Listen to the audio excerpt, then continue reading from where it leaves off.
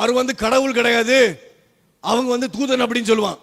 அவங்க சொல்வதுக்கு எந்த ஒரு சான்றிதழும் கிடையாது. புரிஞ்சுக்கோங்க, கிறிஸ்தவத்துக்கும் அந்த மார்க்கத்துக்கும் சம்பந்தமே கிடையாது.